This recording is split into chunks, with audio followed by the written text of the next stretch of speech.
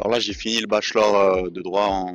J'ai eu mes examens en juin, je les ai réussis, du coup c'est tout bon.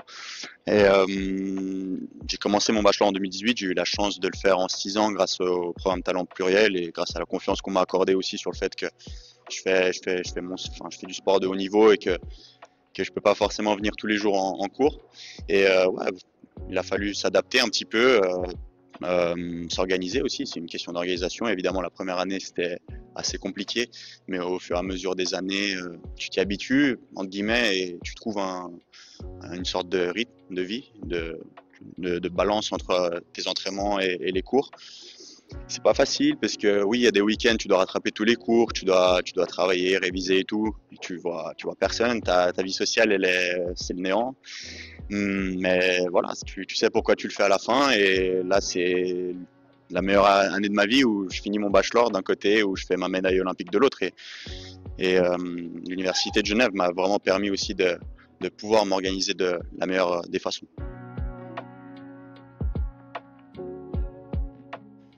Alors, talent pluriel, ça m'a permis de m'organiser dans la vie de tous les jours, dans la vie d'athlète aussi.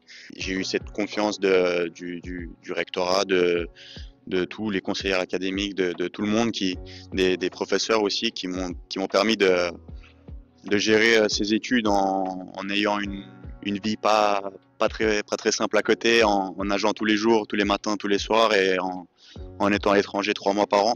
J'ai eu pas mal d'aménagements, j'ai pu faire des examens en ligne alors que les étudiants étaient à l'université et j'ai eu cette confiance encore une fois de tout le monde et j'en suis très reconnaissant.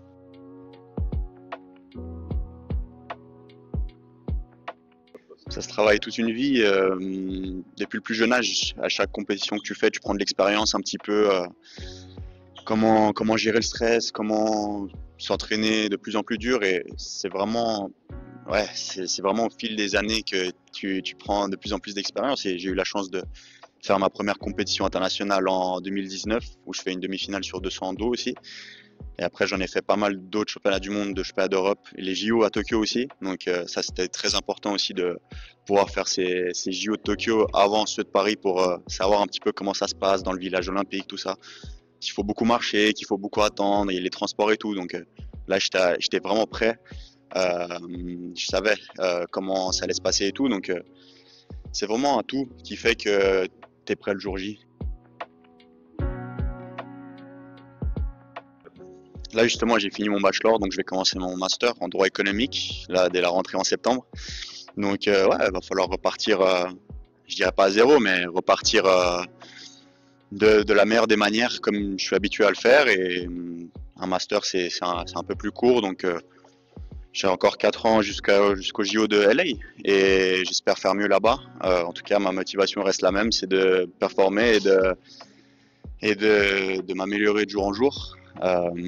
J'espère faire mieux là-bas et j'espère que je vais continuer à le faire tout en étudiant à côté.